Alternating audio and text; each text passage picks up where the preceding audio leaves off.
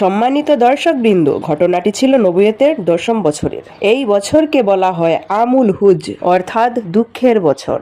কারণ এই বছরই আমাদের প্রিয় নবী হজরত মুহাম্মদ সাল্লাল্লাহু আলাইহি ওয়াসাল্লামের চাচা হজরত আবু তালিব এবং প্রাণপ্রিয় স্ত্রী হজরত খাদিজা রাদিয়াল্লাহু আনহা ইন্তেকাল করেন। এই দুই মহান ব্যক্তি ছিল তার সবচেয়ে বড় আশ্রয় এবং সান্ত্বনা। তাদের ইন্তেকালের পর মক্কার কাফেররা হুজুরের উপর আরো বেশি নির্যাতন শুরু করেন। তাই হুজুর সাল্লাল্লাহু আলাইহি ওয়াসাল্লাম মক্কার অত্যাচার থেকে কিছুটা মুক্তির আশায় শওয়াল মাসে নবুয়তের 10ম বছরে তায়েফ যাত্রা করেন। আর ধারণা ছিল হয়তো তায়েফের মানুষরা তার হেদায়েত গ্রহণ করবে এবং ইসলামের প্রতি সহানুভূতিশীল হবে। তিনি তার আজাদ করা দাস হযরত যায়েদ বিন হারিসা রাদিয়াল্লাহু তাআলা আনহুকে সঙ্গে নিয়ে দাওয়াতের উদ্দেশ্যে তায়েফ যান। তারা তায়েফের শাসক গোষ্ঠীর সাথে সাক্ষাৎ করেন, যারা ছিল তার নানা দিকের আত্মীয়। সেই সময় তায়েফের ওমর বিন উমাইরের 3 পুত্র আবদে ইয়ালিল, মাসুদ এবং হাবিব শাসক ছিলেন।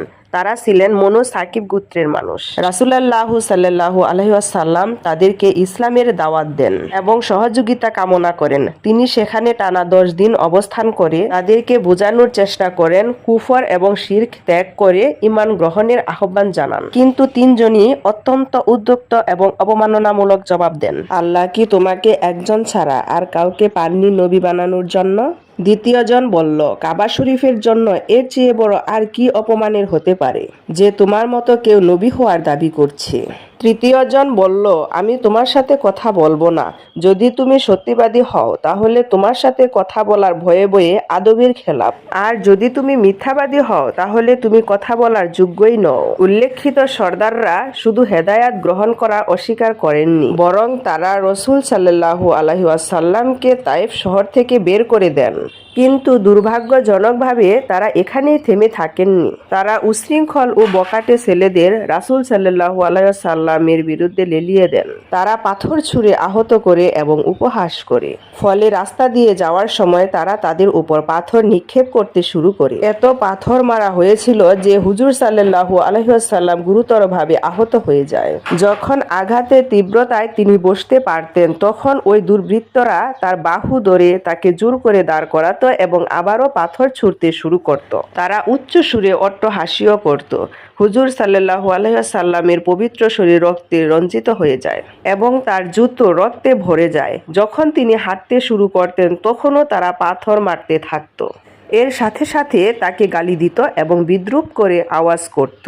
এই হৃদয় বিদারক ঘটনার সময় তার সাথী হযরত যায়েদ বিন হারিসা রাদিয়াল্লাহু আনহু তাকে সাহায্য করার আপ্রাণ চেষ্টা করতেন। তিনি তার শরীর দিয়ে রাসূল সাল্লাল্লাহু আলাইহি ওয়াসাল্লামকে আড়াল করার চেষ্টা করেন যেন যতটা সম্ভব পাথর তার গায়ে লাগে। এই চেষ্টায় হযরত যায়েদ রাদিয়াল্লাহু আনহুর মাথাও গুরুতরভাবে আহত হয়ে যায়।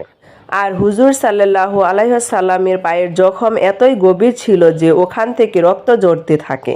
মারাত্মক আহত অবস্থায় রাসূলুল্লাহু আলাইহি ওয়াসাল্লাম তাইফ থেকে বের হয়ে আসেন এবং বনি রাবিয়া গোত্রের একটি বাগানে আশ্রয় নেন। এটি ছিল উতবা ইবনে রাবিয়া এবং সাইবা ইবনে রাবিয়ার মালিকানাধীন। সেখানে একটি গাছের নিচে তিনি আশ্রয় গ্রহণ করেন। হুজুর সাল্লাল্লাহু আলাইহি ওয়াসাল্লাম ছিলেন গভীর আহত, শারীরিকভাবে আহত এবং মানসিকভাবে ভীষণভাবে ভেঙে পড়া এক অবস্থা। সেই নির্জন কষ্টভরা মুহূর্তে তিনি এক অসাধারণ ও হৃদয় বিদারক দোয়া করেন, যা ইতিহাসে দোয়ায়ে তাইফ বা দোয়ায়ে মুস্তাগাদিন নামে পরিচিত। এই দোয়ার প্রতিটি বাক্য বিনয়, নম্রতা ও গভীর আত্মসমর্পণের নিদর্শন। এই দোয়া থেকেই বোঝা যায় তাইফবাসীর অবমাননা ও নির্যাতনে তিনি কতটা ব্যথিত হয়েছিলেন। রাসূলুল্লাহ সাল্লাল্লাহু আলাইহি ওয়াসাল্লাম বলেন, হে আল্লাহ, আমি তোমার কাছেই আমার দুর্বলতা, অসহায়ত্ব এবং মানুষের চোখে আমার তুচ্ছতার অভিযোগ জানাই। হে দয়াময়, তুমি দুর্বলদের আশ্রয় এবং তুমি আমার রব। তুমি আমাকে কার কাছে সঁপে দিয়েছ? এমন কারো হাতে যে অচেনা এবং আমার উপর কঠোর আচরণ করে, নাকি এমন শত্রুর হাতে যার উপর তুমি আমার ব্যাপারে কর্তৃত্ব দিয়েছ? যদি আমার উপর তোমার কোনো রাগ, অভিমান ও অসন্তুষ্টি না থাকে তবে আমি কষ্টের কোনো পরোয়া করি না।